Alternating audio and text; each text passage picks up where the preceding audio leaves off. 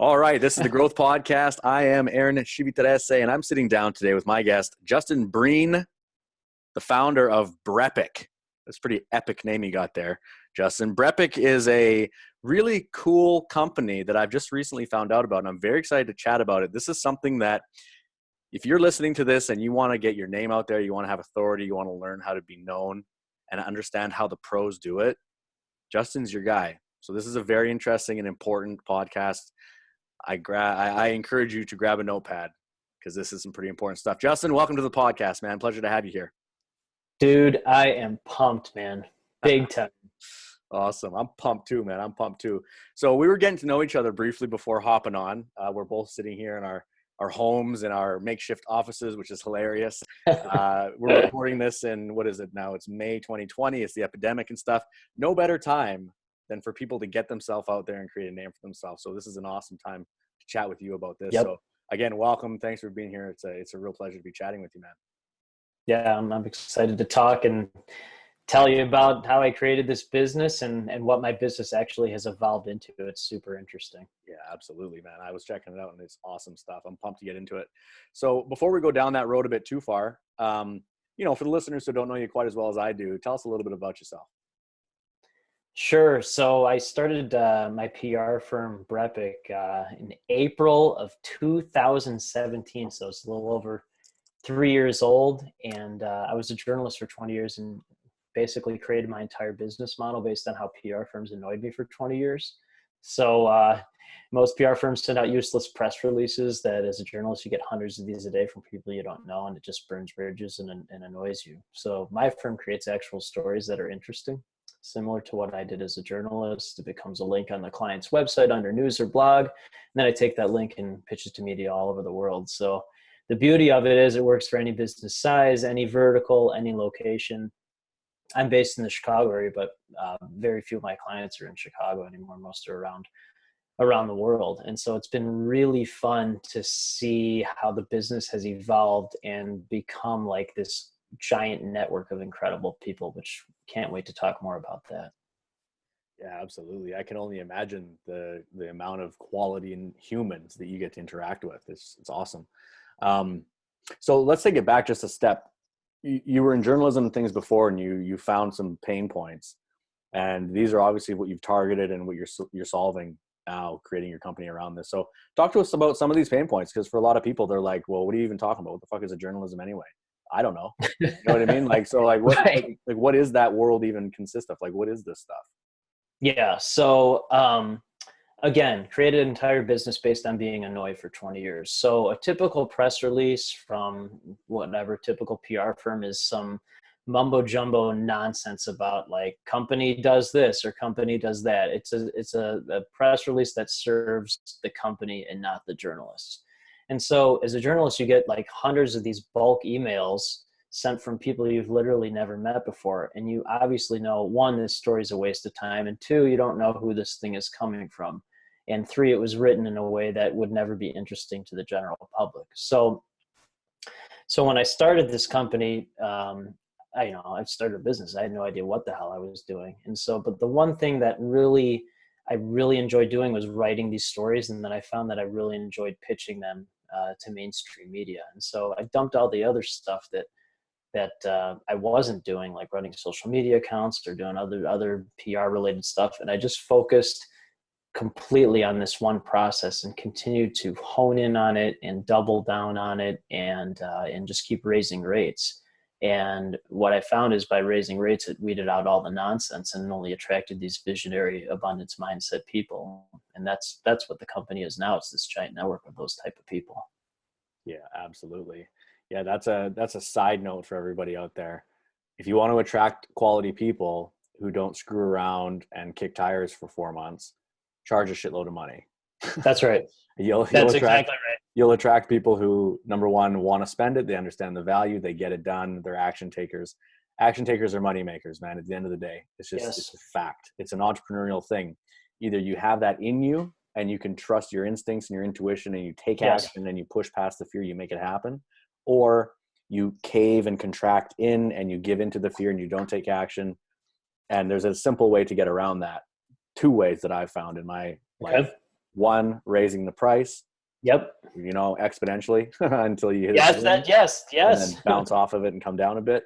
And the second one, from like a sales perspective, if you're the person actually conducting the sales call or the deal, creating that deal, being very upfront with everything that's going to have to transpire and making them understand that there's work involved, there's time invested, you have to be committed to this. Are you the right person for that? If they get shook in that, if they say, oh, no, that sounds like a lot of work, man, I don't know about that, you can disqualify them right there. No, that's not, you're not the right guy. Then they say, yeah, I'm ready to rock and roll. This is a lot of work. I'm ready for it. Cool. It's a bunch of money. Are you willing to pay? Yes. Boom. There you have a partnership. Done. Right.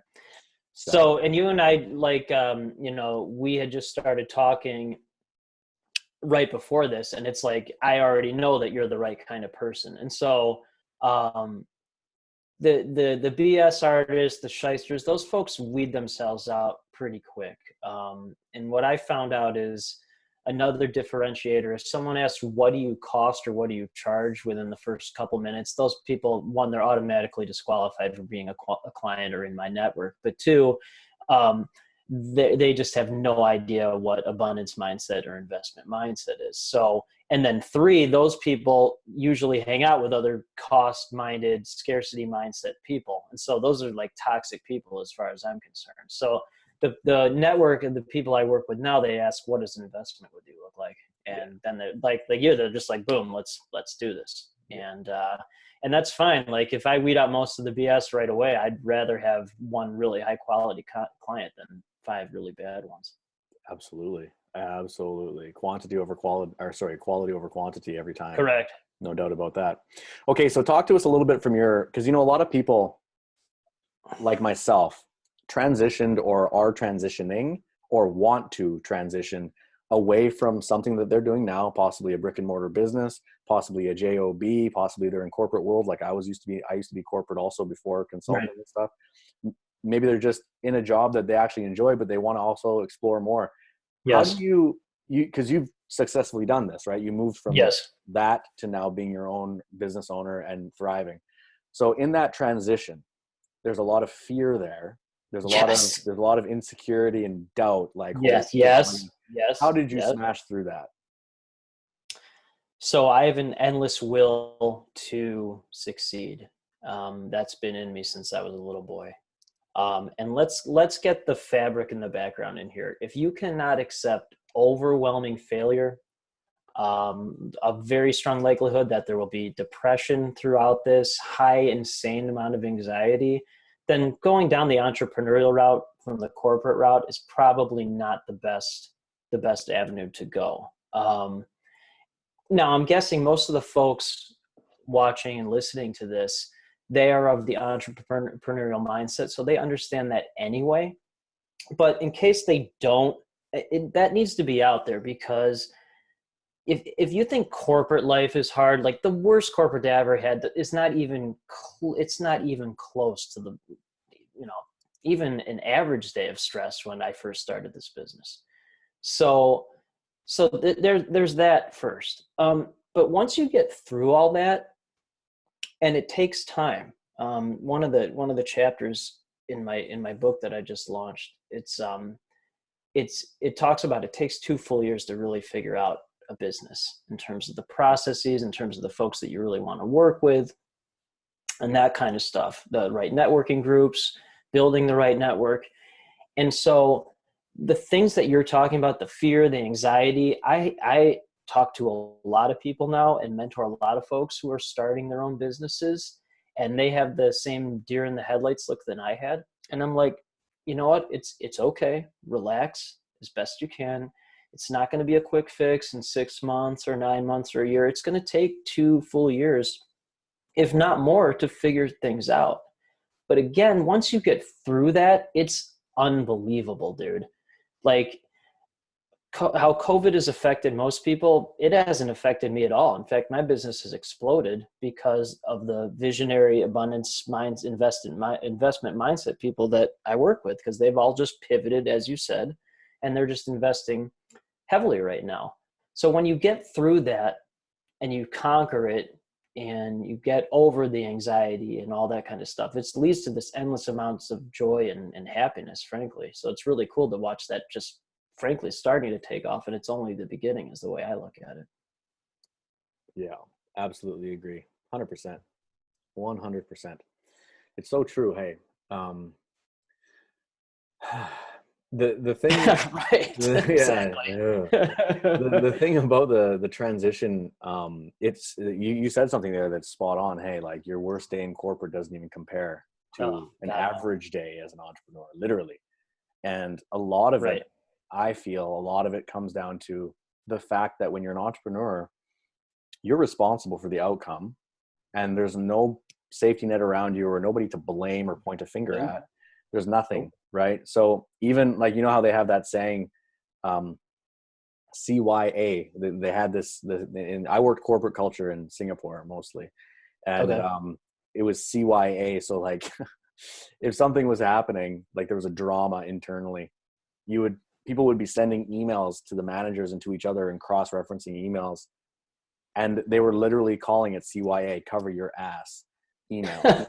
It just simply meant that like, I sent you the email. Didn't you see it? Like I sent that yesterday. That explained the situation. That was my cover my ass email. Didn't you get it? You can go find it right now in your inbox. And then people were literally referencing these CYA emails in like briefings. It was like, my CYA email was in your inbox 3 days ago. And I just thought, oh my God, we're not even like working towards a goal here. We're literally just, it's nonsense. It's total nonsense. You're trying to not be the one who gets in trouble from the boss. And then, and then you think, well, wait a minute, is my goal actually to be that boss? Like, is that really what I want to be doing, is trying to figure out who the CYA didn't come from? Like, that's my job. So, you know, the entrepreneurial space, you know, a lot of people might not even realize that they are entrepreneurs until they go for it. That's something. Oh my God, 100%, man. I was an entrepreneur for 20 years. I did not know I was an entrepreneur until starting this business. And I'm like, they were finding me weird jobs to do because they didn't know what to do with me. Yeah. And so now I'm just like, I should have been doing this all along. Absolutely. Me too, man. I think like if you're listening to us right now and you're thinking to yourself, I wonder if I'm an entrepreneur, ask yourself this question. 2 questions, really. Do you have a problem with authority at the workplace? Number 1. Yes. Number 2, like, do you always get in trouble for not following the standard operating procedures because you think you found a better way and you test it? Right? I think this is a better way. Let's try this. And they're like, no, that's not the SOP. And you're like, yeah, but listen, this is actually working better. And then they give you shit for it. If that's you, you're an entrepreneur trying to break out. So go for it. Let me add, if you cannot stand sitting in endless meeting after endless meeting, that's probably another clear signal. For sure. So, that was me. Me too, man. Me too. Cool. So let's talk a little bit about your business then, right? So you've transitioned away from this. You grabbed your power and you said, yeah, I'm an entrepreneur. I'm doing this damn thing. I know where I'm meant to be and how I'm supposed to serve, impact people, smash it, help people become these rock star people in the various media outlets and things. See, I'm because I don't exactly understand. That's fine. That's why you're here. So tell us a little bit about this business model. How did you create it? What does it do for people? Give us the rundown.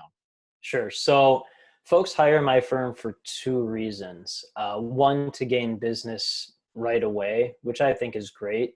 And that's usually what happens. More importantly, in my opinion, they hire my firm to get these links, whether it's in the Chicago Tribune or Wall Street Journal or Forbes or Entrepreneur or, US News and World Report, because it helps them create long-term validity and credibility when folks look up their businesses.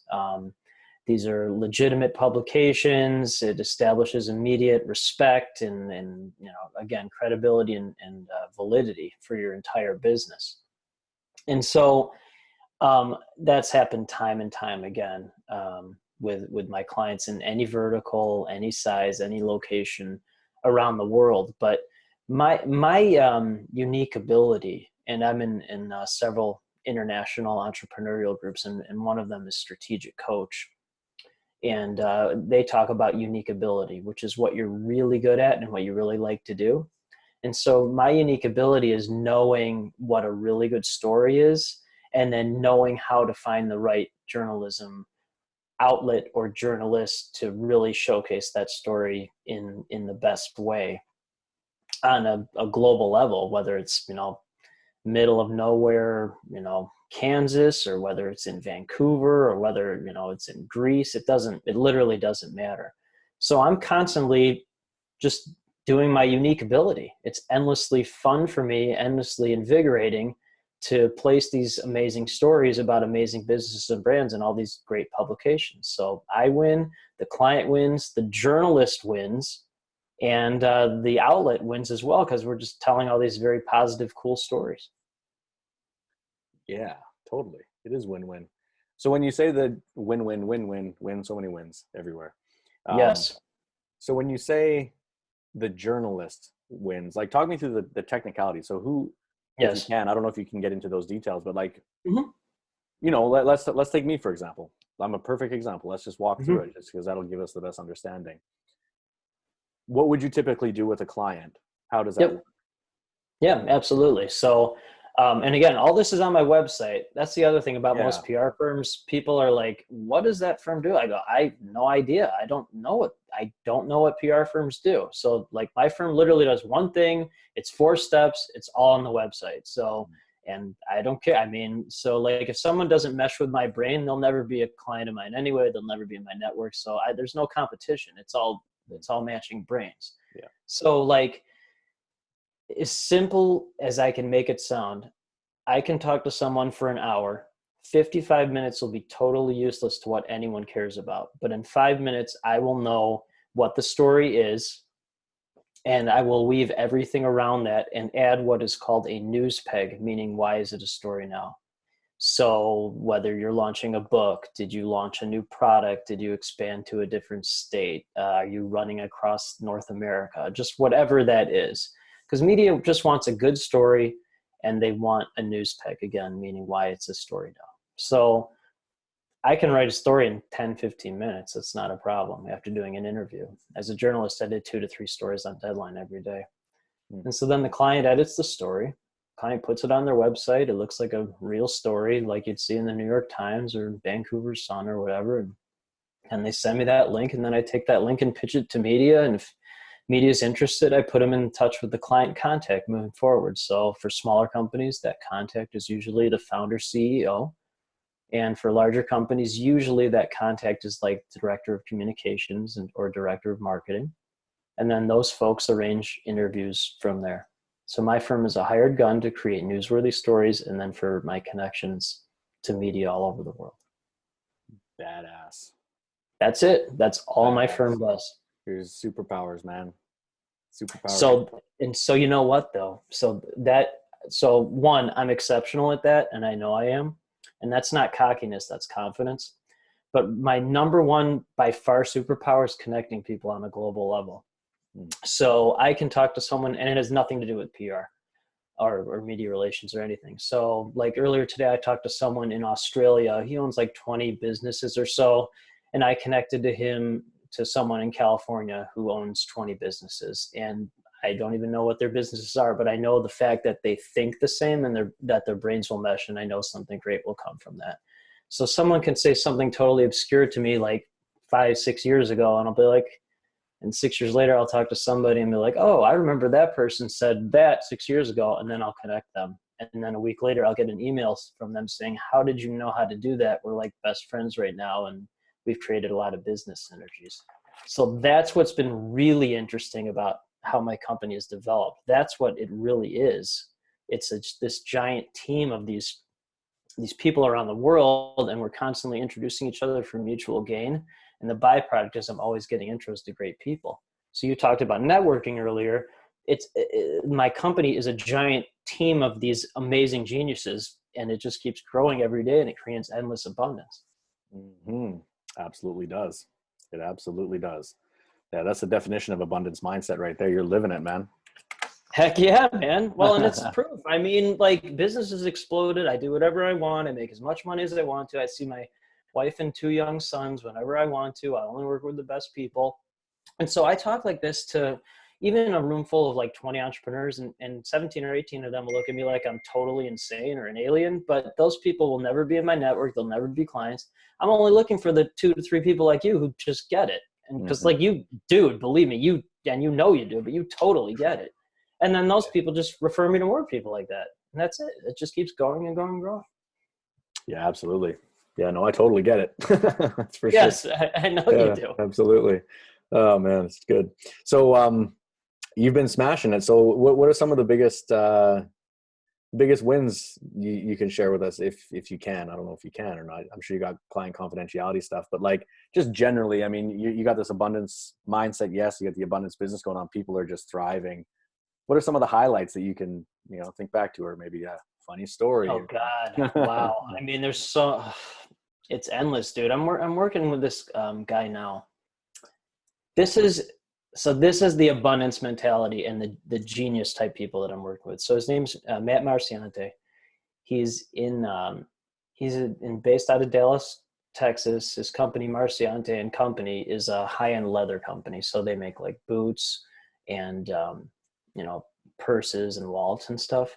So because of COVID, they had to stop doing that. It wasn't an essential thing anymore.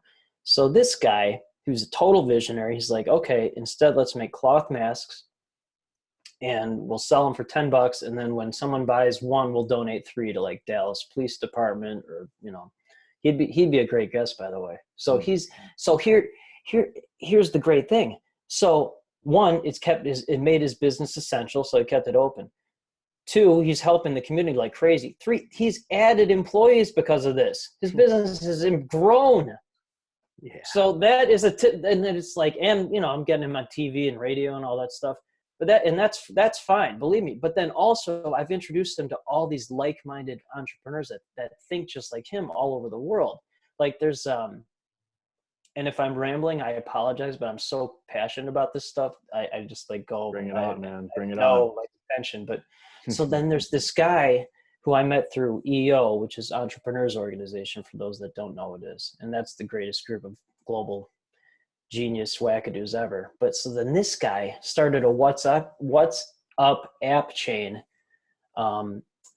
basically with 150 healthcare leaders, CEOs, billionaires. And these are the guys that are like literally solving COVID right now and shipping in like 20, 30,000, 40,000 masks in from China to, wherever. And so then I introduced Matt to that guy, and then he got on that What's Up app chain, and then now they're creating all these synergies together. So like, it's just great. It's so much fun to do that all the time and like create all this global good. And so then the problem with that is like somebody asked me the other day, what are you watching on Netflix? And I'm like, what are you talking on Netflix? What are you talking about? I was like, so it's a really, yeah, right. You're laughing, but it's like, I have a hard time like coming down from this whole, you can't see my hands, but it's up here. And then like someone asks me this regular question. I'm like, I don't know how to answer that. Yeah. And my wife is working on that with me. She wants me to behave better. Yeah. And that type of thing. But I'm working on it though. I am. So. No, it's you're stuck in the high vibes. Right, man. Oh, you get it, dude. Yeah, no, I hear you. Global crisis. So like, I don't care what's on Netflix. No, I mean, my wife and I we haven't owned a TV or watched any sort of entertainment on. You don't even have a TV. That's okay. I have a TV because and I do watch TV. Don't get me wrong. But and I watch TV with my kids. But like, I just don't. Yeah, I don't care. No, I really don't. I mean, don't get me wrong. I got nothing against it. People can do what they want. That's the whole point of life, right? But for us, we haven't had a TV. I personally haven't had a TV ever since I basically moved out on my own and went out into the world. Wow. In my mid-20s or whatever. I just simply haven't had one. And especially now, like when I was working corporate back in the day, like 10 years ago, I would come home from corporate and be just smashed, disheartened, soul crumbling, just feeling like death, pissed off. Not funny, man, but I get it. But so I wouldn't watch TV, but I would listen to music, for example. Okay. Right. So I'd listen to music for an hour or two, then I would just go to bed and wake up and do it again. So that was like my form of like switching off at that moment back then. Yes. But when I moved into consulting, so we were doing corporate consulting for hotels and stuff, then we started becoming entrepreneurs offline. So like business owners and stuff with nightclubs and restaurants and hotels and all sorts of different zoos and tourism businesses and stuff. I had my fingers in so much stuff in Asia. It was crazy. And when I started doing that, every spare moment I had, I was thinking about how I could improve those businesses. So like, I didn't even have time to listen to music or watch a show if I was going, like, I would just be thinking about that. And now that I've transitioned online, I literally spend, and people that are around me that see this in real life think I'm completely crazy, but the ones who get it, they get it. I don't think you're crazy. I know you don't. The people I meet online, like yourself, they get it and they understand what I'm doing. The people offline that don't understand it, that's cool. How could they? They're not involved, so fair enough. Right. But they see me like, if every spare second literally that I have, if I'm not sleeping, I'm doing something with my business online. And that could simply just mean usually it means connecting with people. Yes. Just boom, boom, boom, boom, boom, boom, boom, connect. Yes. LinkedIn, what's up, Yes. LinkedIn, all over the Same thing. place. And you're just building this massive network. Building and it. Yep. it's endless. You could literally do it for 1,000 years and never see everything. Yes. Right. So I'm just adding people, bringing them into my world, get them involved in whatever I've got going on, push them into stuff and be like, hey, touch. And then in the meantime, in the back end, building infrastructure. Yes. And investing wisely into various avenues. 100%. Right? 90% of that is investing in myself. And then the other 10% is into back-end logistics, like website design and this kind of stuff. And then just doing that literally 25 hours a day. And that's that's it. But you don't get tired of it, right? Not at all. Zero. I wish I had more you? time. I wish I don't sleep. People like, you got to sleep. And I'm like, listen, I get it. I do need to sleep more. I'm not as healthy as I was when I was working as an offline entrepreneur. When I was doing that, I had my morning routine really dialed in. I would run in the morning. I had a very strict routine for my day. Now I'm feeling like I'm in go as hard as you possibly can grind mode, which I know isn't completely the healthiest. And I know that it's not okay. It's not sustainable. You'll get through it. But it's a moment in time. It's a window. I'm only in like month 15 of this journey online. So I'm in that space and I know it. Okay. So I'm just you're just a little over halfway there. Yeah. So I'm just pushing through that hardcore. You know, I spend like literally today I did like 80 phone calls or something before this podcast. Hell yeah, dude. You know, and I got maybe 30 more to do after. Right. So that's just how it is. But, you know, when you have a dream that's bigger than your excuse, when you know what you're going for and it's your own thing that you're working on, it's you, it's your business, it's your legacy, you're doing it for your family.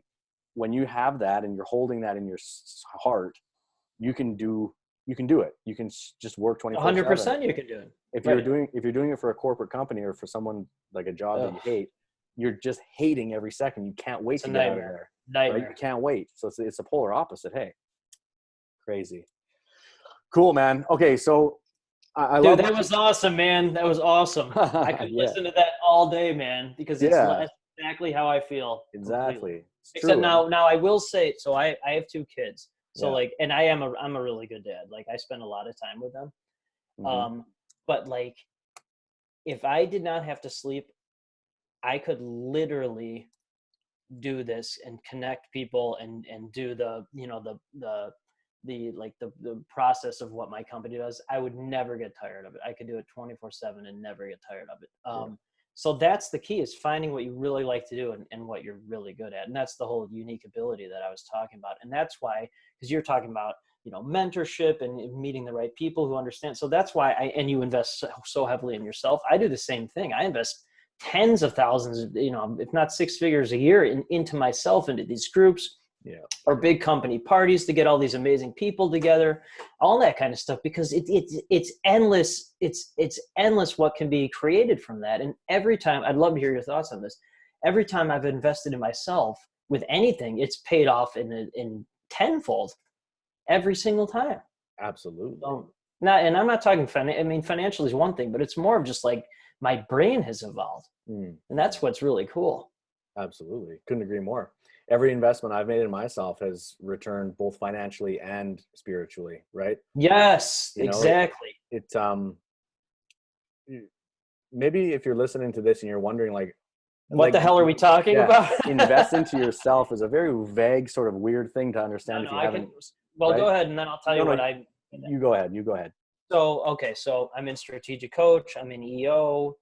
again, these are global entrepreneurial groups where you have to, like, your companies have to have revenue like minimum 250K US. So it weeds out like nickel and dime type businesses and stuff. And it's all entrepreneurs, founders, CEOs. It's not like second in command or, a high rising employee. It's the founder, CEOs, so the real decision makers. So I'm in this thing called Secret Knock, which is based out of San Diego, but it's Greg Reed, who's in charge of that. He is a tremendous. He'd be a good guest too. He's unbelievable, and he's one of the most connected people I've ever met in my life. So, and then again, I throw this book that was a significant investment. Just to publish it. I'm doing Audible with it now. I'm going to be throwing a big party for it that I've had to delay because of COVID, but eventually I'm going to have it, and it's going to have an awesome band, and it's at this amazing Chicago nightclub and all that stuff. And it's none of this is a cost. It's all an investment in building not only the brand, but my network of people, my brain of how it thinks, and how I learn from these people. That I like being the dumbest person in the room. I'm guessing you do too. And then I can I just absorb this stuff like a sponge, and then stuff that works for how I think and what I think will work in my company, I keep it, and the rest of the stuff, it just goes away. And that's investing in yourself, literally, and then mentally. I love how you said spiritually. That's 1,000,000%, because when you're an entrepreneur, I'm telling you, go through crazy, almost guaranteed you're going to go through horrible depression. And when you get through that, you find this amazing, it's just great when you come out of that and find like what really matters in life and stuff. So yeah, nailed it. You nailed it, man. So true. Hey, it's crazy. The depression that you feel on the roller coaster of entrepreneurship is extreme. It's extreme, and it's real. And it's real, dude. It's real. My experience with that was when we had our brick and mortars offline, and some bad business decisions mixed with some politics, mixed with a dictator president who closed it, but that's a side topic. We basically lost the majority of our businesses and our cash flow in a month. And that was substantial, right? I'm talking like, I think we had over 10 businesses that was fully functional, and I had investments in probably 20, 25, and they just went to zero, literally. It was like, holy shit, the banks were coming after you, and it was a shitstorm, right? So that obviously put me into a tailspin, and as it did a lot of my partners. And that was the moment actually when I transitioned online, but it was also the moment where I found myself the most down I've ever been. I'm not a down person, right? Right. I can tell. I was down as hell, like way down, like way down. Yes. And I started drinking as a crutch more, like not party drinking, but like drinking.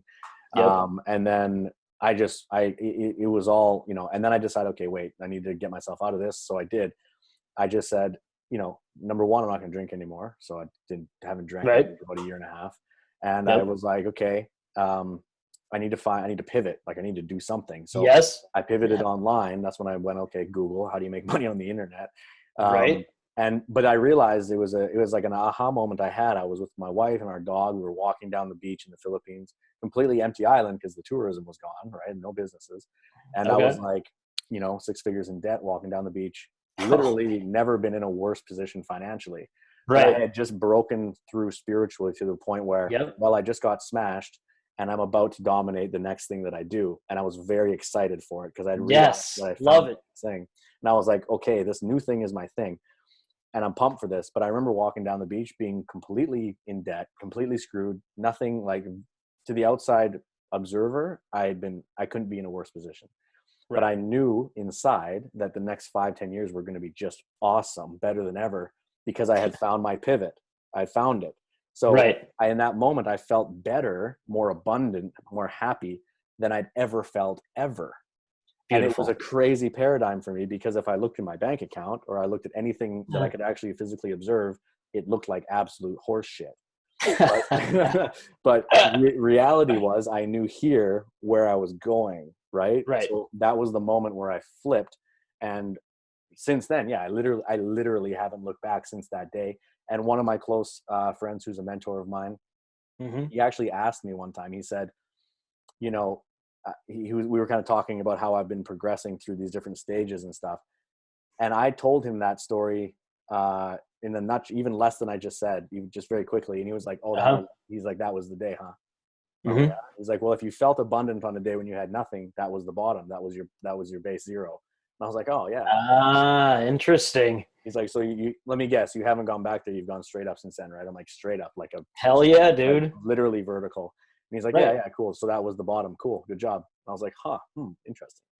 You know the exact day that it was? I can retrace it if I look at my Yeah. calendar. Might want to celebrate the 2-year anniversary of that. Yeah, you're right. When I can find happen. it on the calendar. I can, because I my calendar, I know exactly what part of the time that was. Yep. So let me dovetail that with a couple things. One, there's a 2-word response to what you just said that sums up what you just said. Entrepreneur life. That's what Yeah, entrepreneur life. totally. So right. So February 10th, 2017, I was a full-time journalist and I had my job salary cut in half. I could not find a full-time job. April 16th, 2017, while I was working full-time, decided to incorporate. While no one knew I incorporated into my current company, BrEpic. So from April 16th, 2017 through about June 1st, 2017, I reached out to 5,000 people to get my first 5 clients, got the 5th client, resigned from my full-time job the next day. And then 2 days later, the top media columnists in the Midwest wrote that I'd started my own firm. So there was, that's why I asked you about the date. That February 10th, 2017, I always post like, hey, 3 years ago, this is what happened. And then April 16th, 3 years ago, this is, and then I celebrate incorporating the company. Or then 3 years ago, here's when people actually found out I was doing this with this great article. And that actually is coming up or whenever this airs, but June is like June 4th or June 5th is when that article came out. So, and then there's another really key takeaway I took from that great story you just shared. You said you talk to your mentor. For those folks who are entrepreneurs that do not have mentors, I never say the word should, but based on my experiences, mentors, I don't want to say have literally saved my life, but basically have really saved me in so many ways, from having people who have been through this before, who are, again, I like being the dumbest person in the room, but folks that have guided me on this, who say like, listen, once you get through this, learn how you feel because of it, learn from this experience, that kind of stuff. So I have 4 really good mentors, and I'm always looking to add more of them. And then in turn, I mentor a ton of people now who are just starting their businesses because they have no idea what the hell they're doing, just like any entrepreneur doesn't know what the hell they're doing. So mentor, for God's sake, please get mentors if you don't have them, because it's not an ego thing. It's like, it's great to be able to ask someone for help. And again, the people I work with, and I'm sure your mentor and the other folks that have evolved more in your business and life than you have, they want to help for sure. Absolutely. So find those people, please. Absolutely. Yeah, absolutely. Find them. And they love to help because they've been where you are. Yes. That's exactly. why they can help you. They know the path. It's like climbing a mountain. And, I use this metaphor all the time. Okay. Before I go into that, my mentors, well, I have, like yourself, I have a few in various areas of life and things. I had one mentor specifically, who helped me in that dark moment. This was separate from this other one. He could see me in a tailspin, and he reached out to me and he was like, dude, what the hell is your problem? Like, this is not you. You're acting like you're being a loser. Like, right. So there's some shit happened, but in my defense, my tailspin was about 60 days total, right? From when shit really hit the fan and the bank's chasing us, to I walked down the beach and had a paradigm shift. It was about a 60-day turnaround. Okay. Yeah, that had to be a horrible 60 days. It was pretty, it was a, oh my God. That's a long time. I basically was hanging around our house. We were living at my buddy's beautiful beach home that we were renting around. Is your wife an entrepreneur, or is she more balanced? She's similar to me, right? We met in the hospitality school in Switzerland. We were doing our master's there, and we went into the corporate world. So she worked for 5-star corporate, but she, like me, we're very similar in that sense. So we're very similar, I should say. So no, she's not more balanced, but she does high-end consulting for wellness retreats and spas and places like this. So she's okay to do that. Okay. And she enjoys that because she loves going into 5-star environments and helping them make their standards just top shelf. She's that person. She's a very, very well-spoken, well-presented Russian woman who's like she's like the most polished you could ever imagine. She's a very polished professional. So she does very well in that atmosphere, where I come in, I'm kind of rough and I swear and I'm not polished. I can act. I mean, I can act it, right? I can switch it on, but I prefer not to. And I feel like I'm being suffocated. But anyway, but no, she is an entrepreneur. She's built her own wellness brand and everything in Asia as well. And do the same in Europe and stuff now. But anyways, the one mentor that caught me in my tailspin, he reached out one time and called me and he was like, you know, what's going on? I told him, and he was like, man, and these words, I say these all the time to various people. If you're listening to the podcast, you've probably even heard me say this exact phrase a few times. He said to me, bro, you're a rock star. Act like it. And it's so simple. But I was like, oh, God damn it, I'm acting like a total fool right now. Like I'm not. Right. And that was it. That started the opposite momentum of going up. And then I went into the learning new things. And then when I met this second guy, he was the one who brought me to a different area and a different part of the brain. And he does a lot of work with the superconscious mind and reprogramming. Right. A lot of NLP stuff, a lot of this world, which I love. And he was chatting with me and he asked me about my paradigm, which day it was. And I told him about the day. And he was the one who said, oh yeah, that was your bottom. Getting a mentor and getting coaches and people around you who've been there, done that. It's the most valuable thing. I would say it is the most valuable aspect to your life in any sense. Musicians have vocal coaches. Politicians have coaches to teach them how to speak and write their speeches for them. Michael Jordan had a coach, you know, like peak performers have coaches. That's how they become a peak performer. Yes. So, yeah, man, I hear you, man. I hear you. Okay. Well, talk to us a little bit about what you offer your clients. You know, if people want to reach out and learn more about you, your services are awesome. I mean, man, creating stories around people and helping them be seen arguably is the most important part for any entrepreneur, because everyone, you know, we know the saying, stories sell and facts tell, right? So stories sell, people. So if you're trying to sell something, which I know you are, if you're listening to this podcast, stories will sell it for you, right? So go chat with someone like Justin, employ their business, have them help you on that journey, because the story is what ultimately sells your brand, your image, your products, everything you're doing, right? So tell us a bit about your business. Where can they find you? And yeah, man, give us the goods. Sure. So you can, and by the way, here's the book that. Let's see the book. So this is a fake. Epic business. It's a fake book cover. This is actually a Michael Jordan book inside this, but so it's a #1 international bestseller in 6 countries, including the U.S. and Canada. So it's been for #1 for entrepreneurship. Congrats. But see, so that's what I mean. Like I barely ever talk about this stuff unless somebody asks. I'd rather talk about like life and mentorship and stuff. But you did ask, so yeah, you can go to my website and it's BrEpicLLC.com, BrEpic LLC.com. I'm guessing you'll have that in the show notes or something. But yeah, man, like if you're a visionary who wants to be in the news, and you know, I'm really good at that. And then, but again, I think more importantly is just this connectivity that I have, is being able to make these intros to all these great people around the world that can help your business in even better ways than PR too. So it's just all this like awesome abundance mentality that keeps growing every day. Yeah, absolutely, man. Networking is where it's at, man. The power is in not what you know, but who you know, right? We heard that one of my friends. So Quentin's one of my friends, and he always says your network equals your net worth. Absolutely. Wonderful stuff, Justin. All right, man. Well, it's been a pleasure having you here on the Growth Podcast. We think a lot alike. You have amazing services, and what you provide. You're the man. I love it. There it is. Epic business. All right, man. Check out his website. It's linked in the show notes. Again, what is it? BrEpicLLC.com. Boom. Thanks for coming on the show, buddy. Appreciate you. Thanks, dude.